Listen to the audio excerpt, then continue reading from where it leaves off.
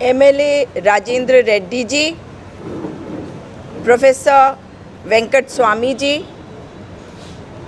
जितने कांग्रेस के नेता यहाँ पे मौजूद हैं, कार्यकर्ता मौजूद हैं और मीडिया मित्रलाको नमस्कार।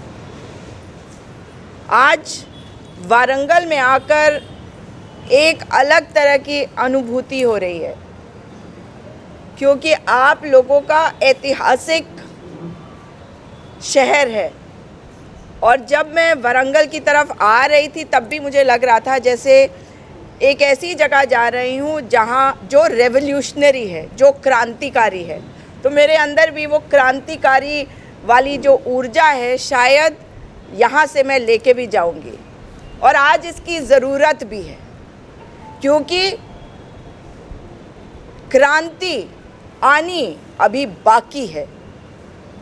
देश में आज़ादी की एक लड़ाई के बारे में आपने और मैंने पढ़ा है। अब ये दूसरी आज़ादी की लड़ाई है जिसमें मीडिया के मित्र सबसे बड़ा योगदान कर सकते हैं, क्योंकि आप वो माध्यम है जिसके माध्यम से हम जनता के बीच पहुंचते हैं। आप जानते हैं कि राष्ट्रीय मीडिया हमारे को ना तो समर्थन देती है ना सहारा ही देती है।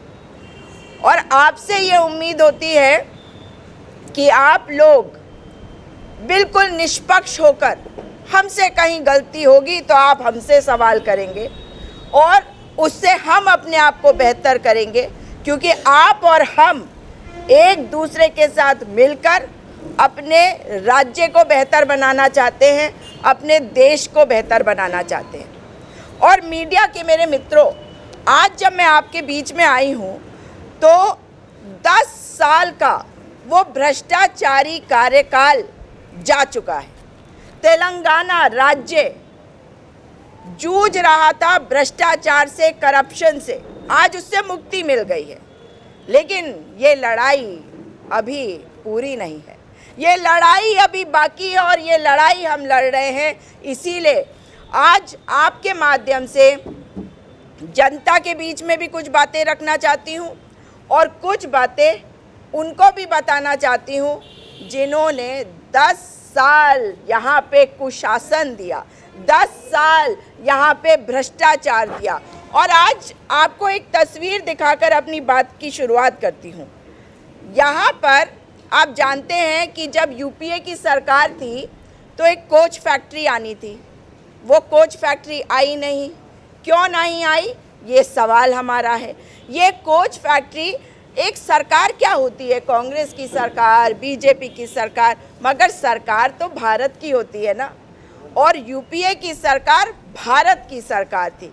कभी नहीं किया कि तुम्हारे राज्य में कांग्रेस नहीं है, तुम्हारे राज्य में बीजेपी है या तुम्हारे राज्य में किसी और की सरकार है, कभी नहीं किया। और कभी किसी काम को रोका नहीं। जो काम चल रहा था और अच्छा था उसको आगे बढ़ाते गए।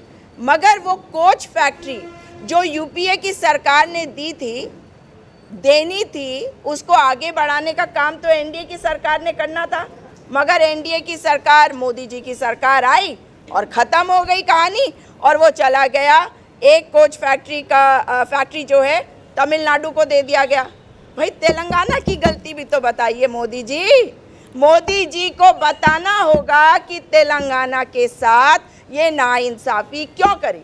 भाई सच्चाई तो ये है कि आप जानते हैं केसीआर गारू 10 साल तक मज़े करते रहे, 10 साल तक बीजेपी को हर चीज़ में मदद करते रहे। आज जब किसान कानून की बात आती है, आप सब और हम सब एक ही जगह होते हैं कि किसानों के साथ गलत किया। और आज आपने देखा है जो टीआरएस था वो बीआरएस बन गया, मगर चेहरा वही वाला है। अब उन्होंने बी से लगाया क्योंकि वो बताना चाहते हैं कि मोदी जी हम भाजपा के साथ हैं, तो B for BJP and B for BRS हो गया।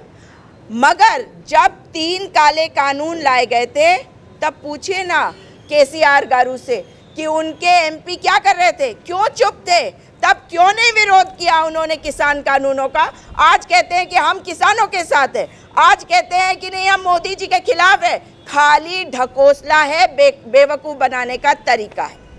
लेकिन एक बात मैं ज़रूर कहना चाहती हूँ कि जिन्होंने अपना नाम TRS से BRS रखा, BRS से कुछ और रख दो, WRS रख दो, GRS रख दो, ग्रेटर राष्ट्रीय समिति, WRS आप सोचेंगे वरंगल राष्ट्रीय समिति, ना, वीकर राष्ट्रीय समिति।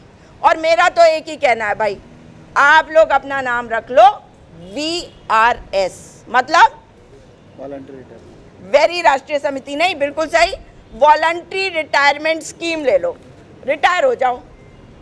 और इसलिए रिटायर हो जाओ क्योंकि आप किसी का सम्मान नहीं करते। इतने बड़े बड़े महल बना के आप महलों में रहे, लेकिन आप मुझे बताओ ये तस्वीर आपको क्या बताती है? क्या आप ये तस्वीर देख सकते हैं? और अगर इस तस्वीर को थोड़ा और बड़ा करती हूँ तो आपको कोई खाता हुआ दिखेगा। ये हैं KTR गारू, डैडी गारू के बेटे, डैडी गारू के बेटे KTR गारू खा रहे हैं। और वरंगल के सांसद MP दयाकर जी, दयाकर गारू, दया करो, अरे दया करो इन पे। ये MP है वरंगल के, दयाकर नाम है इनका और आप इन्हें पहचानते हैं। और मैं KTR गारू से कहना चाहती हूँ कि दया करो, MP का सम्मान करो, MP को बैठने तो दो। आप आम कार्यकर्ताओं को लेकर बैठे हैं इस तस्वीर में और ऐसा अपमान करते हैं अपने MP का। इसका मतलब जानते हैं कि वरंगल में अगर आज कोच फैक्ट्री नहीं आई, उसकी जिम्मेदारी डैडी गारू की है। और डैडी गारू के बेटे जो सम्मान नहीं करते वरंगल के MP की, तो वो क्या अच्छा शासन देंगे?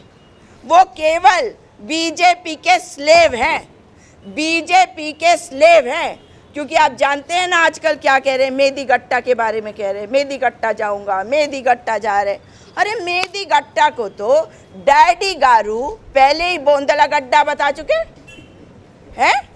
अभी तो टाइम है ना KTR गारू के लिए, अभी क्यों जा रहे भाई बोंदला गड्ढा? अभी रुक जाइए, 6 गारंटी आ रही है, वो गारंटी देख लीजिए।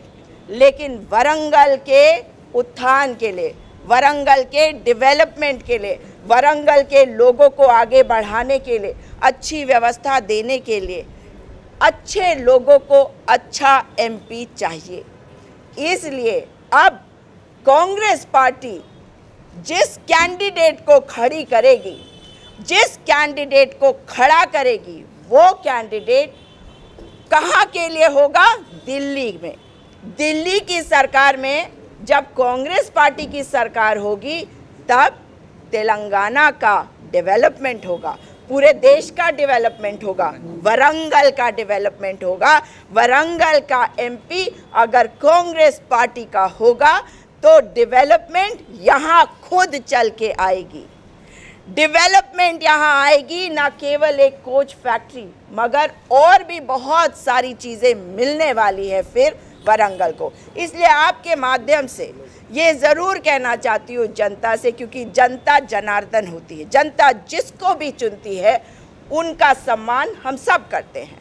लेकिन अगर उस व्यक्ति का उसकी पार्टी सम्मान नहीं करेगी तो वो व्यक्ति कैसे कोई काम कर सकता है? अगर KCR गारू, KTR गारू डैडी बेटे बेटी की सरकार चलाकर कुछ नहीं कर पाई, सिर्फ महलों में रह पाई, सड़कों पे नहीं आ पाई, तो उसका कारण क्या है? कि उन्हें आराम चाहिए था। जनता ने उन्हें सम्मान दिया, उन्होंने आराम किया। जब जनता सम्मान देती है तो आपको सड़कों पे आना होता है। आपने देखा है कि राहुल गांधी जी, हमारे तेजस्वी और ओजस्वी नेता, हमारे महात्मा जैसे नेता, आज के महात्मा राहुल गांधी जी सड़कों पे चल रहे हैं, लोगों के लिए संघर्ष कर रहे हैं। आसान नहीं होता। 4000 किलोमीटर चलना कन्याकुमारी से कश्मीर तक, न्याय यात्रा में मणिपुर, जहां के लिए प्रधानमंत्री के मुंह से शब्द नहीं निकलता, वहां से मुंबई तक चलना, मंदिर में नहीं जाने देना। मंदिर में कौन रोकता है जाने से? उन्हें पूजा करने से रोका गया। क्यों रोका गया? सिर्फ इसलिए क्योंकि वो राहुल गांधी है और राहुल गांधी से डरती है बीजेपी। और राहुल गांधी जी जिस दिन केंद्र में आएंगे उस दिन ये देश फिर से विकास की पटरी पे दौड़ता हुआ नजर आएगा। और इसीलिए मैं आपके माध्यम से निवेदन करती हूँ लोगों को कि इस बार ऐसे एमपी को चुने, कांग्रेस पार्टी के एमपी को चुने जो आपके बीच में रह के आपका अपना हो और आपके लिए काम करे, आपकी आवाज़ पार्लियामेंट में ले जाकर गूंजे और राहुल गांधी तक आपकी आवाज़ बनकर पहुँचे। राहुल गांधी की आवाज़ को, राहुल गांधी को मजबूत करे। धन्यवाद। कोई सवाल हो तो पूछिए।